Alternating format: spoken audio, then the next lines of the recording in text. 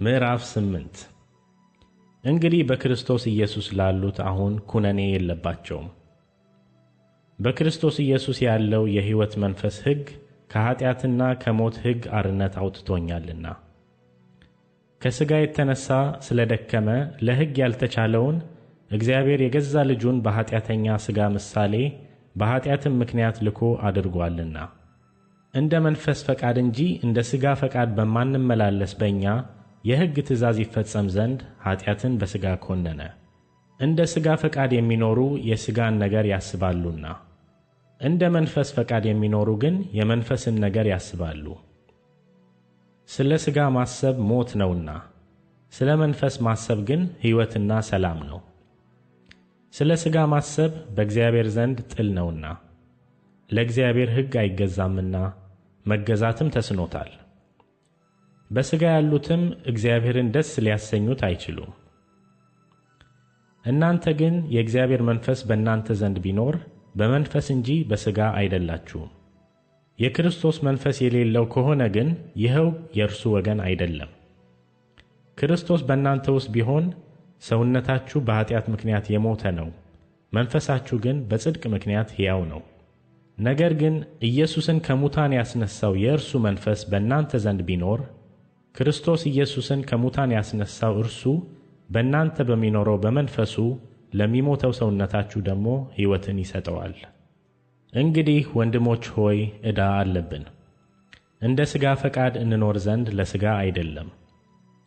እንደ ሥጋ ፈቃድ ብትኖሩ ትሞቱ ዘንድ አላችሁና፣ በመንፈስ ግን የሰውነትን ሥራ ብትገድሉ በሕይወት ትኖራላችሁ። በእግዚአብሔር መንፈስ የሚመሩ ሁሉ እነዚህ የእግዚአብሔር ልጆች ናቸውና።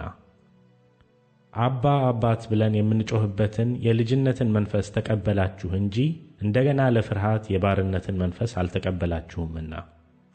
የእግዚአብሔር ልጆች መሆናችንን ያ መንፈስ ራሱ ከመንፈሳችን ጋር ይመሰክራል። ልጆች ከሆንን ወራሾች ደግሞ ነን፣ ማለትም የእግዚአብሔር ወራሾች ነን። አብረንም ደግሞ እንድንከበር አብረን መከራ ብንቀበል ከክርስቶስ ጋር አብረን ወራሾች ነን። ለእኛም ይገለጽ ዘንድ ካለው ክብር ጋር ቢመዛዘን የአሁኑ ዘመን ሥቃይ ምንም እንዳይደለ አስባለሁ። የፍጥረት ናፍቆት የእግዚአብሔርን ልጆች መገለጥ ይጠባበቃልና። ፍጥረት ለከንቱነት ተገዝቶአልና በተስፋ ስላስገዛው ነው እንጂ በፈቃዱ አይደለም።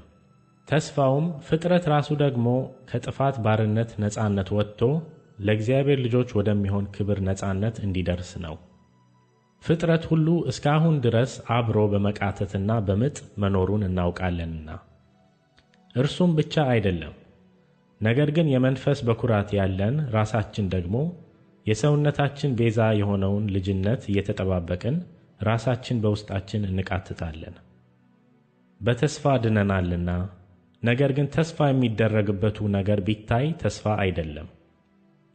የሚያየውንማ ማን ተስፋ ያደርገዋል? የማናየውን ግን ተስፋ ብናደርገው በትዕግሥት እንጠባበቃለን። እንዲሁም ደግሞ መንፈስ ድካማችንን ያግዛል፣ እንዴት እንድንጸልይ እንደሚገባን አናውቅምና። ነገር ግን መንፈስ ራሱ በማይነገር መቃተት ይማልድልናል። ልብንም የሚመረምረው የመንፈስ ሐሳብ ምን እንደሆነ ያውቃል፣ እንደ እግዚአብሔር ፈቃድ ስለ ቅዱሳን ይማልዳልና። እግዚአብሔርንም ለሚወዱት እንደ ሐሳቡም ለተጠሩት ነገር ሁሉ ለበጎ እንዲደረግ እናውቃለን።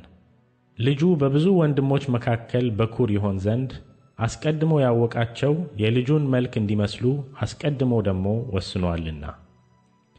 አስቀድሞም የወሰናቸውን እነዚህን ደግሞ ጠራቸው፣ የጠራቸውንም እነዚህን ደግሞ አጸደቃቸው፣ ያጸደቃቸውንም እነዚህን ደግሞ አከበራቸው። እንግዲህ ስለዚህ ነገር ምን እንላለን? እግዚአብሔር ከእኛ ጋር ከሆነ ማን ይቃወመናል? ለገዛ ልጁ ያራራለት፣ ነገር ግን ስለ ሁላችን አሳልፎ የሰጠው ያው ከእርሱ ጋር ደግሞ ሁሉን ነገር እንዲያው እንዴት አይሰጠንም? እግዚአብሔር የመረጣቸውን ማን ይከሳቸዋል? የሚያጸድቅ እግዚአብሔር ነው፣ የሚኮንንስ ማን ነው? የሞተው ይልቁንም ከሙታን የተነሣው በእግዚአብሔር ቀኝ ያለው ደግሞ ስለ እኛ የሚማልደው ክርስቶስ ኢየሱስ ነው። ከክርስቶስ ፍቅር ማን ይለየናል? መከራ ወይስ ጭንቀት ወይስ ስደት ወይስ ራብ ወይስ ራቁትነት ወይስ ፍርሃት ወይስ ሰይፍ ነውን? ስለ አንተ ቀኑን ሁሉ እንገደላለን፣ እንደሚታረዱ በጎች ተቆጠርን ተብሎ እንደተጻፈ ነው። በዚህ ሁሉ ግን በወደደን በእርሱ ከአሸናፊዎች እንበልጣለን። ሞት ቢሆን ሕይወትም ቢሆን መላእክትም ቢሆኑ ግዛትም ቢሆን ያለውም ቢሆን የሚመጣውም ቢሆን ኃይላትም ቢሆኑ ከፍታም ቢሆን ዝቅታም ቢሆን ልዩ ፍጥረትም ቢሆን በክርስቶስ ኢየሱስ በጌታችን ካለ ከእግዚአብሔር ፍቅር ሊለየን እንዳይችል ተረድቻለሁ።